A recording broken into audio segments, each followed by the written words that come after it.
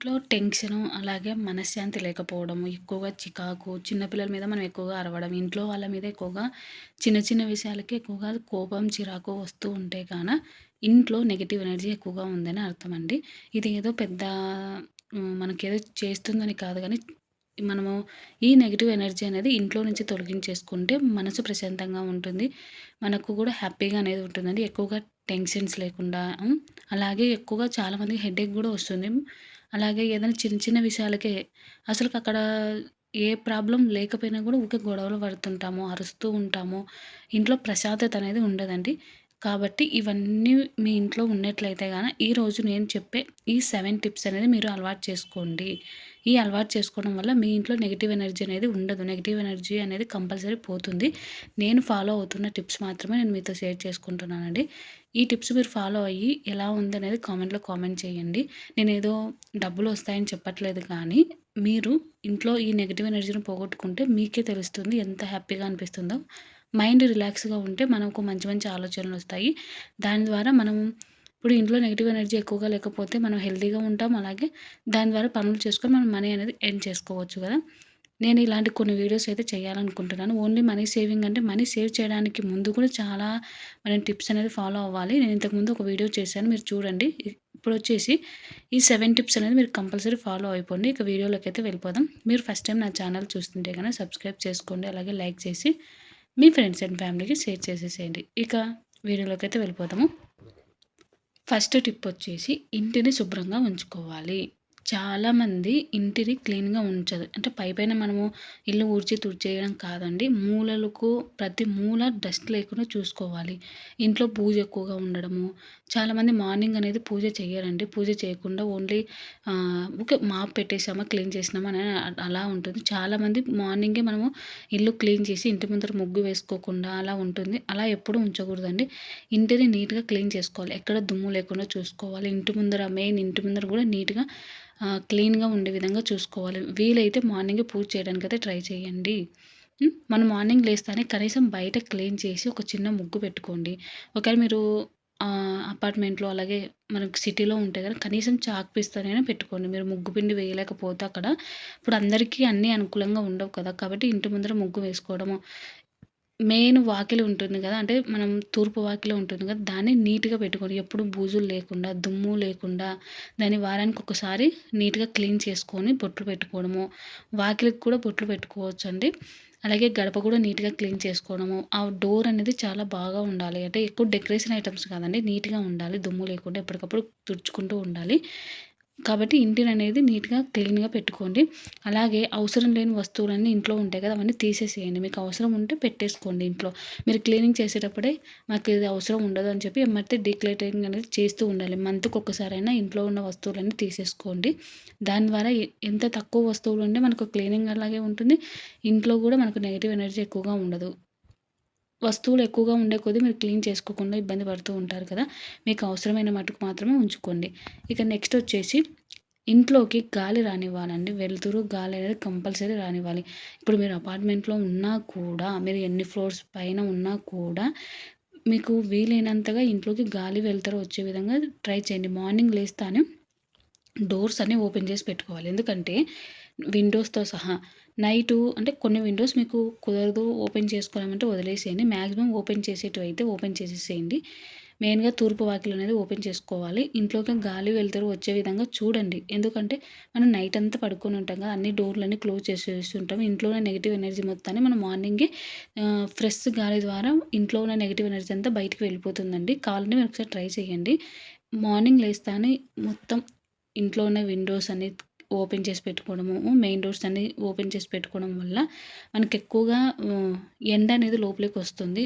గాలి, వెలుతురు రావడం వల్ల మన ఇంట్లోకి చాలా ప్రశాంతంగా ఉంటుందండి. ఈ టిప్ కూడా మీరు కంపల్సరీ ఫాలో అవ్వండి. ఇవన్నీ మీకు తెలిసినటివి అయ్యుండొచ్చు. కానీ చాలామంది దానిని వదులుతూ అంటే చేయకుండా ఫాలో అవ్వకుండా ఉంటారు కదా! అందుకోసం నేను ఒకసారి చెప్తున్నాను.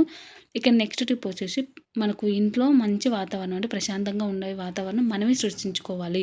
ఎందుకు అంటే ఇంట్లో ఉన్న ఆడవాళ్ళు ఎక్కువగా చిరాకుగా, కోపంగా ఉంటే ఫ్యామిలీ మొత్తం అలాగే ఉంటుందండి. మనం ప్రశాంతంగా, కూల్‌గా ఉన్నామనుకోండి ఇంట్లో కూడా మనల్ని చూసైనా కొద్దిగానే నేర్చుకుంటారు పిల్లలు. అలాగే ఇంట్లో ఉన్న ఫ్యామిలీ మెంబర్స్ అందరూ. మనం ఎక్కువ చిరాకుగా ఉంటే వాళ్ళకి ఇంకా చిరాకుగా వేస్తుందండి. కాబట్టి మ్యాక్సిమం చిన్న చిన్న విషయాలకు ఎక్కువగా కోప్పడకుండా మెయిన్‌గా అసలుకు ఇంట్లో అరవకుండా చూసుకోండి. పిల్లలంటే మామూలే చిన్న చిన్న విషయాలకు ఎక్కువగా ఇబ్బంది పెడుతూ ఉంటారు. ఫస్ట్ ఆఫ్ ఆల్ మనం ప్రశాంతంగా ఉన్నామనుకోండి, ఆటోమేటిక్‌గా ఫ్యామిలీ మొత్తాన్ని ప్రశాంతంగా చూసుకోగలము. మనం ప్రశాంతంగా ఉండాలంటే నేను కొన్ని టిప్స్ అయితే నెక్స్ట్ వీడియోలో షేర్ చేస్తానండి. ఇవన్నీ అంటే ఆహ్, ఇంట్లో ఉన్న హౌస్ వైఫ్ అన్ని పనులు చేసుకుంటూ అంత స్ట్రెస్‌నల్లా మెయింటైన్ చేయాలి అంటే చాలా టిప్స్ అనేది ఫాలో అవుతూనే అండి మనము ఇవన్నీ మేనేజ్ చేయగలము. లేకపోతే అస్సలు చేయలేము. మీరు జాబ్ చేసినా, చేయకపోయినా కూడా ఇంట్లో ఉన్నా కూడా చాలా మెంటల్ టెన్షన్ అయితే ఉంటుంది. ఇప్పుడున్న పరిస్థితులలో అయితే ప్రతి ఒక్కరికి చిన్న పిల్లల కానించి ప్రతి ఒక్కరికి టెన్షన్ అనేది మనకు ఎక్కువగా ఉంటుంది కదా! ప్రశాంతత అనేది లేకుండా పోతుంది. ఈ టిప్స్ మీకు కావాలి అంటే గనక కంపల్సరీ కామెంట్‌లో కామెంట్ చేయండి. నేనైతే చేస్తాను. ఇక నెక్స్ట్ వచ్చేసి చెప్పాను కదా! ఇంట్లో ప్రశాంతంగా వాతావరణం అనేది ఉండాలి. అందరితో మీరు చిన్న చిన్న విషయాలకు కోప్పడడం, ప్రతి చిన్న విషయానికి అక్కడ ఏ ప్రాబ్లమ్ ఉండదు. జస్ట్ కూర్చొని మాట్లాడుకుంటే అయిపోయే దానికి కూడా ఎక్కువగా స్ట్రెస్ ఫీల్ అయ్యి దాని ద్వారా మనకు కోపం అనేది వస్తుంది. ఆ కోపాన్ని మనం పక్కన వాళ్ళ మీద చూపించాలి. అలా చూపించేస్తేనే మన మైండ్ అనేది కామ్‌గా ఉంటుంది. కాబట్టి అలా కాకుండా కొంచెం ప్రశాంతంగా ఉండడానికి ట్రై చేయండి. కూర్చొని మాట్లాడుకొని ఉన్న ప్రాబ్లమ్‌ని సాల్వ్ ఔట్ చేసేసుకోండి. ప్రేమగా మాట్లాడితే మీరు ఎంత ప్రేమగా మాట్లాడితే మీకు అంతే రివర్స్‌లో వస్తుందండి. కాబట్టి ప్రేమగా మాట్లాడి ఇంట్లో వాళ్ళందరిని హ్యాపీగా అంటే ప్రశాంతంగా ఉండేలాగా చూసుకుంటే ఇంట్లో వాతావరణం ఎప్పుడు నవ్వుతూ ప్రశాంతంగా ఉందనుకోండి, మన మైండ్ కూడా పాజిటివ్‌గా ఆలోచిస్తుంది. ఇంట్లో ఎప్పుడు గొడవలు, అరవడాలు, ఏడవడాలు అవన్నీ ఉంటే గాన మన మైండ్ ఏం చేస్తుందో మన మైండ్ కూడా నెగెటివ్ ఆలోచించి ఎక్కువగా వస్తుంది. అదే నెగెటివ్ ఎనర్జీ అంటే ఇంట్లో నెగటివిటీ ఎక్కువగా ఉంటుంది. ఇక నెక్స్ట్ వచ్చేసి ప్రతిరోజు మార్నింగ్ అండ్ ఈవినింగ్ ఒకవేళ మీకు మార్నింగ్ కుదరకపోతే ఈవినింగ్ అన్నా పూజని చేసుకోండి 6 లోపు. ఎందుకు అంటే కుదిరితే మార్నింగ్ అండ్ ఈవినింగ్ దీపం పెట్టి ఈవినింగ్ అయ్యేలోపు ఇంట్లో ధూపం వేసుకోవడము, వారానికి ఒక 2, 3 మాటలు ఇంట్లో ధూపం వేసుకోవడం అలాంటివన్నీ పాటియడం వల్ల ప్రతిరోజు పూజ చేసే అలవాటు ఉంటే ఇంట్లో మీకు ప్రశాంతత వస్తుంది. అలాగే మీ ఇంట్లోకి కూడా డబ్బులనేది ఎక్కువగా వస్తాయండి. ఎక్కడి నుంచి వస్తాయి అని కాదు. ఇంట్లో మనం ప్రశాంతంగా ఉంటే మన మైండ్ కూడా ప్రశాంతంగా ఉంటుంది. ఎక్కువగా చిరాకులేమి ఉండవు కాబట్టి మన మైండ్ షార్ప్‌గా పనిచేస్తుందండి. దాని ద్వారా మనం కష్టపడి సంపాదించాలి. ఊకే ఈ దీపం పెడితే వస్తది, ఆ దీపాలు అవేమి ఉండవండి. మనం ఇవన్నీ మన మైండ్ ప్రశాంతంగా ఉండడానికి మాత్రమే టిప్స్ అంతే. మన మైండ్ ప్రశాంతంగా ఉంటే మంచి ఆలోచనలతో మనం ఎలా మనీ ఎర్న్ చేసుకోవాలనే ఆలోచనలు వస్తాయి. అలాగే 10 నిమిషాలు పూజ చేసిన తర్వాత 10 నిమిషాలు మీరు ఏదైనా మంత్రాలు చదువుకునేది ఉంటే చేయండి. లేకపోతే ధ్యానం అనేది చేయండి. 10 నిమిషాలు గాలి అంటే పీల్చుకొని వదలడం అలా ఉంటుంది కదా! అలాంటివి కొన్ని ఒక 10 మినిట్స్ చేయండి చాలు. అంతే అంతకు మించి ఎక్కువ కూడా అవసరం లేదు. మన కోసం మనం 10 నిమిషాలు కేటాయించుకోలేకపోతే ఎలా చెప్పండి? దీని ద్వారా మనసు ప్రశాంతంగా ఉంటుంది. ఆటోమేటిక్‌గా మనం ప్రశాంతంగా ఉంటే ఫ్యామిలీని కూడా ప్రశాంతంగా ఇంట్లో వాతావరణం మొత్తం ప్రశాంతంగా చూసుకోగలము. నెక్స్ట్ వచ్చేసి మొక్కల్ని పెంచుకోండి. ఇంట్లో మీరు బయట మీకు ప్లేస్ లేదు అపార్ట్మెంట్‌లో ఉండాము అంటే బయట లేకపోయినా కూడా ఇండోర్ మొక్కలు ఉంటాయి కదా! ఇంట్లోనైనా పెంచుకోవచ్చు. ఇంట్లోనే చాలా ఇండోర్ మొక్కలైతే పెంచుకోవచ్చండి. మనీ ప్లాంట్ అనేది చాలా బావుంటుంది. దాని ద్వారా కొన్ని ఇండోర్ మొక్కలు గూడా ఉంటాయండి. స్నేక్ ప్లాంట్, మనీ ప్లాంట్ అలాంటివి మనం ఎక్కువగా వాటిని కేర్ చేయాల్సిన అవసరం లేదు. ఆ పచ్చని మొక్కలు చూసినప్పుడు మన మనసు ప్రశాంతంగా ఉంటుంది. ఇంట్లో ఉన్న నెగెటివ్ ఎనర్జీ గూడా పోతుందండి. దాని ద్వారా ఇంట్లో చిన్న చిన్న మొక్కలు పెట్టుకోవడం వల్ల ఒకవేళ మీకు బయట ప్లేస్ ఉంది అనుకోండి బాల్కనీ అట్లా మంచిగా మీరు ఆహ్, ఓపిక తెచ్చుకొని మంచి మంచి మొక్కలు పెట్టుకోవడం వల్ల పూల మొక్కలు ఎక్కువగా పెట్టుకోండి. అలాగే ఇంట్లోకి కావాల్సిన కొన్ని వెజిటబుల్స్ మొక్కలు పెట్టుకోండి. పూలు కాసినప్పుడు మనకు వాటిని చూసినోళ్ళ మైండ్ ప్రశాంతంగా, రిలాక్స్‌గా ఉంటుంది. వాటితోని మనం డైలీ ఒక 10, 20 నిమిషాలన్నా టైం స్పెండ్ చేస్తాం కదా! అలా ఇంట్లో మొక్కలనేది కంపల్సరీ పెంచుకోండి. ఇక నెక్స్ట్ వచ్చేసి ఖర్చులను ప్లాన్ చేసుకోండి. ఇదొచ్చేసి ఆరో టిప్ అండి. ఖర్చులను కంపల్సరీ ప్లాన్ చేసుకోవాలండి. బడ్జెట్ ప్లానింగ్ అనేది ప్రతి ఒక్కరికి ఉపయోగపడుతుంది కదా! నేను ఈ మంత్ బడ్జెట్ ప్లానింగ్ అనేది నేను ఆల్రెడీ వీడియో చేశాను. ఒకవేళ మీరు చూడకపోతే చూడండి. చాలా బాగా యూజ్‌ఫుల్ అయితే అవుతుంది ప్రతి ఒక్కరికి. మీరు కూడా మీ ఇంటికి మీకు ఎంత సాలరీ వస్తుందో దానికి తగ్గట్టు బడ్జెట్ ప్లానింగ్ అనేది తెలుసుకోవాలి. అంటే రాసుకోవాలి. దీని ద్వారా ఆర్థిక ఒత్తిడి అంటే మనం ఎంత ఖర్చు పెడుతున్నాం, మనం ఎలా అనేది మన మీద మనకు ప్రెషర్ ఉండదు. అన్నీ కడుతున్నామా లేదా, ఆ డబ్బు సరిపోతుందా లేదా అని ప్రెషర్ ఉండదండి. ఈ టెన్షన్ ఉండదు. కాబట్టి ఇలా బడ్జెట్ ప్లానింగ్ వేసుకోవడం వల్ల టెన్షన్ లేకుండా ఉంటుంది. ఈ బడ్జెట్ తయారు చేసి మనకు అవసరమైన ఖర్చులకు మాత్రమే ఎక్కువగా ఇంపార్టెంట్ ఇస్తామండి. బడ్జెట్ ప్లానింగ్ వేసుకున్నామనుకోండి, ఏది ఇంపార్టెంట్ దానికి మాత్రం ఫస్ట్ ప్రయారిటీ ఇస్తాము. అనవసరమైన వాటిని తర్వాత చూసుకుందాం, వాటిని వదిలేసుకుంటాం.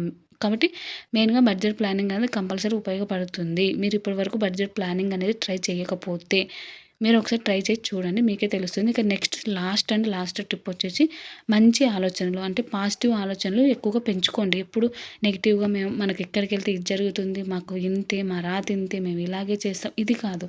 పాజిటివ్‌గా ఆలోచించండి. ఓకే, ఇప్పుడు జరగలేదు సరే, అది మనకు కుదరదు. నెక్స్ట్ ఇంకా దానికోసం ఇంకా ట్రై చేద్దాం.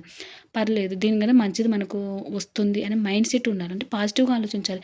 ఏది జరిగినా పాజిటివ్‌గా ఆలోచించుకుంటూ పోవాలండి. ఇప్పుడు మనకేది రాసి పెట్టుంటే అది మాత్రమే వస్తుంది. మనం ట్రై చేస్తూ ఉండాలి. టైం వచ్చినప్పుడు కంపల్సరీ మనకైతే వస్తుంది.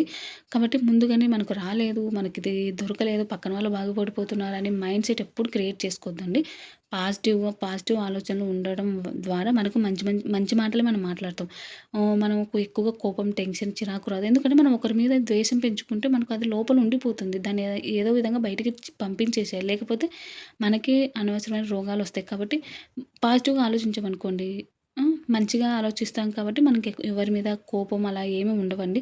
ప్రతిరోజు మనం ఈరోజు మార్నింగ్ లేస్తానే దేవునికి అంటే బెడ్ మీన్స్ దిగేటప్పుడు మనం దేవునికి ఒక కృతజ్ఞతలాగా చెప్పుకోవాలి. ఈ రోజునిచ్చినందుకు చాలా హ్యాపీ అని, ధన్యవాదాలని దేవునికి కొంచెం కృతజ్ఞతగా మనం చెప్పుకోవాలండి. మనకు ఎప్పుడు ఏ టైంలో ఏం జరుగుతుందో ఎవరికీ తెలీదు కాబట్టి మనకి ఈరోజు ఇచ్చినందుకు దేవునికి చాలా కృతజ్ఞతతో మార్నింగ్ స్నానం చేసి పూజ చేసుకుంటాము. అంతే తప్ప మీకు ఇవి కావాలి, అవి కావాలని కోరికల కోసం కాదు కదా! ఇక నెక్స్ట్ వచ్చేసి ఇంట్లో సంతోషం, అంటే మనం ఇంట్లో సంతోషంగా ఉండాలి.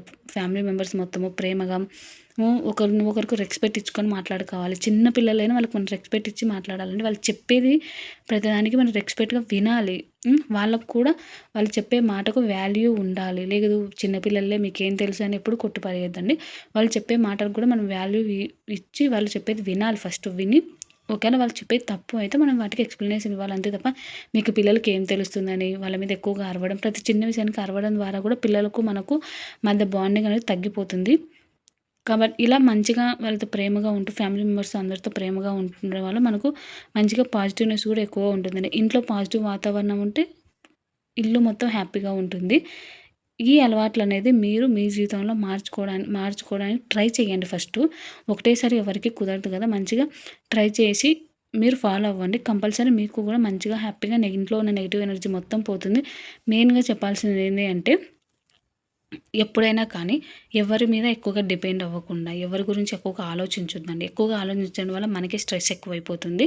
కాబట్టి మీకు పక్కన వాళ్ళు ఎంత రెస్పెక్ట్ ఇస్తారో మీరు అంతే ఇవ్వండి. అలా ఉండడం ద్వారా మీకే మైండ్ చాలా రిలాక్స్‌గా ఉంటుంది. మీరు పక్కన వాళ్ళు మనకు మంచిగా మాట్లాడితే మనం మంచిగా మాట్లాడాలి. పక్కన వాళ్ళు ఇచ్చే రెస్పెక్ట్‌ని బట్టి మనం వాళ్ళకు రెస్పెక్ట్ ఇవ్వాలి. అంతే తప్ప మనం ఎక్కువగా మనం అవసరం ఉందని అలా వెళ్ళి వాళ్ళతో ఎక్కువగా కనెక్ట్ అవ్వకూడదు. ఇదైతే నేను ఈ మధ్యనే తెలుసుకున్నాను. అందుకు మీకు కూడా చెప్తున్నాను. ఎందుకంటే మనకు వాళ్ళు ఎంత రెస్పెక్ట్ ఇస్తారో, మనం వాళ్ళకి కూడా అంతే రెస్పెక్ట్ ఇవ్వాలి. అంతే టైంని కూడా ఇవ్వాలి. అనవసరంగా మన టైంని కూడా వాళ్ళకి ఇవ్వకూడదు. ఆ టైంలో మనకు నచ్చిన వాళ్ళకు మనం ఇచ్చుకుంటే సరిపోతుంది. ఇక వీడియో అయితే ఇంతటితో ఎండ్ చేస్తున్నాను. మీకు వీడియో నచ్చిందనుకుంటే, నచ్చితే కానీ తెలుసు కదా ఏం చేయాలో, సబ్స్క్రైబ్ చేసుకోవాలి. అలాగే లైక్ చేసి మీ ఫ్రెండ్స్ అండ్ ఫ్యామిలీకి షేర్ చేసేసేయండి. మీరు ఈ టిప్స్ అన్ని ఫాలో అయ్యి మీకు ఎలా ఉంది అనేది నాకు నెక్స్ట్ ఇదే వీడియో కింద వచ్చి కామెంట్ చేయాలి చూడండి. Thank you for watching.